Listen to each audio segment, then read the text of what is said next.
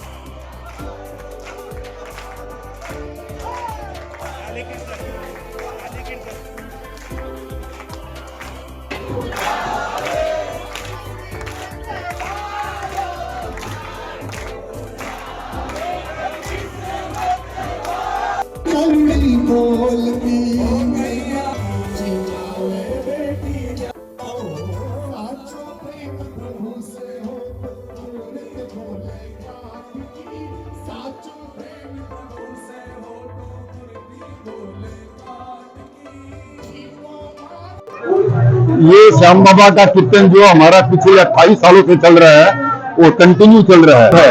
ये हमारा दूसरी बार हुआ है और आज सुबह 150 से 200 आदमी की आंखों की जांच हुई और उतने चश्मे भी वितरण किए गए।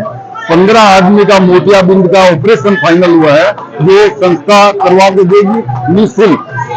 लोगों को आनंद आ रहा है, लोग घूम रहे हैं। बाबा जी मस्ती ऐसी है, सब घूम के शाम कर यही संदेश है कि सब बाबा जी कीर्तन में आवे, झूमे और सेवा केंद्र है जो हमारी संस्था है उसका ध्येय सेवा करना, तो सेवा में लाभ लेंगे। मानव सेवा, माधव सेवा ये हमारी। और खाटू धाम में हमारे बहुत बड़े बड़े भंडारे चलते हैं। खाटू श्याम में फाल्गुन महीने में जो मेला लगता है और पिछले 25-30 सालों से हमारा बड़ा भंडारा लगता है। 8 दिन तक निःशुल्क सभी को भोजन, नाश्ता, पानी, दवा 24 आवर से वितरण किया जाता है। सेवा करना, मानव सेवा, माधव सेवा, ये हमारा मेन।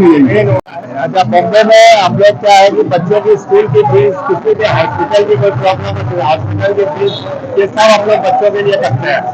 और इसी तरीके से क्या मानव सेवा, माधव है, जितना हो सकता है उतना मानव की सेवा करते हैं। हर तरीके की रहता है, किसी को जो चाहिए हर तरीके की सेवा करते हैं। खाटू में भाई साहब ने बताया, खाटू की वो सेवा होती है।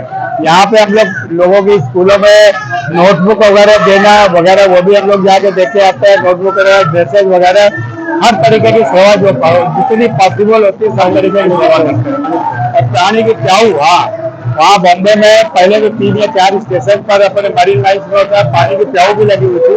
वो धीरे धीरे वो स्टेशन वालों ने निकाल दी लेकिन मलाड में अभी लिबर्टी गार्डन में एक बहुत बड़ी प्याऊ अभी भी अपनी चल रही है और उसका उद्घाटन भी अपने जो जज है सुप्रीम कोर्ट के जज थे एक्स जज श्री रमेश जी कांता उन्होंने किया था। पानी पिला के जो सेवा की जाती है बताया ना, अपने यहाँ पे प्याऊ लगाई हुई है अपने यहाँ पे, और खाटू धाम में तो हम पानी पिलाने की सेवा करते ही करते हैं। 24 घंटे हमारा काम चलता है, खाना पीना नाश्ता पानी वगैरह सब चलता है। 16 किलोमीटर की दूरी है रिंगनेट से लेकर खाटू धाम तक की।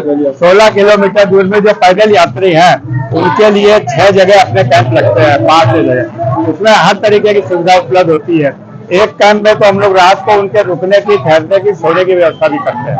जो लोग पैदल आते हैं तो वो लोग रुकते हैं, रास्ते में रुके, 16 किलोमीटर में 8 किलोमीटर चले, फिर थक गया तो वहाँ पे रहने की, सोने की व्यवस्था भी है। लीन हो गए बाबा की भक्ति में, एकदम सब लोग लीन हो गए।